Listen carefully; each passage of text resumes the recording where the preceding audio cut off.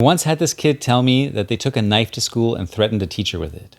I was in a park with some friends and we were just visiting and hanging out. This is in my early 20s, so this is like 35 years ago. And this kid came in the park and it was the middle of the day. And I said, "Hey kid, how come you're not in school?" And he was like, "Oh, I took a knife to school. I got suspended because I took a knife to school and threatened a teacher with it." And all my friends were like disapproving and how could you do that? And what were you thinking? But I was like, whoa, really? Wow, that's so interesting. What an intense thing to do. It must have felt very powerful to do that.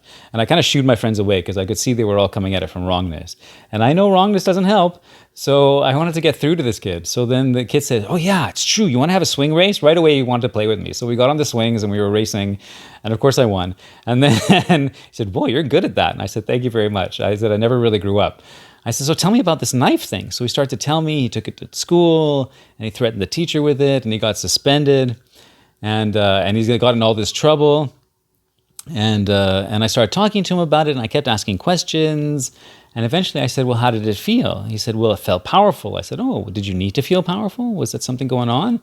And all of a sudden, he started to tell me about how he was abused at home, how he was being beaten and abused. And the stories he were telling me, I'm not going to repeat, the stories he were telling me were just so heartbreaking.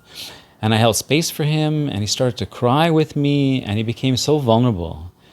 And I wonder if that kid remembers me to this day. And we had a beautiful experience there of real heartfelt sharing. And we weren't an adult and a child at that point. We were two human spirits sharing the pain of life. And I gave him all the empathy that I could. I didn't know as much about empathy as I do now, but I gave him all the empathy that I could and all the, all the care and real. I wanted him to feel empowered about himself and loving himself. And then eventually he scampered away.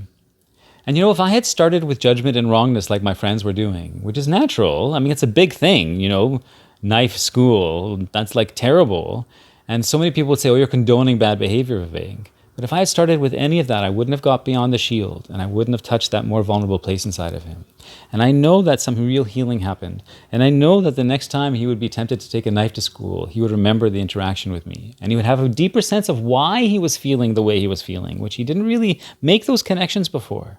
And suddenly he had connections and he had an understanding that he didn't have before. And I think that's worth holding back our reaction and biting our tongue and coming at things from a spirit of real curiosity and real deep thoughtfulness.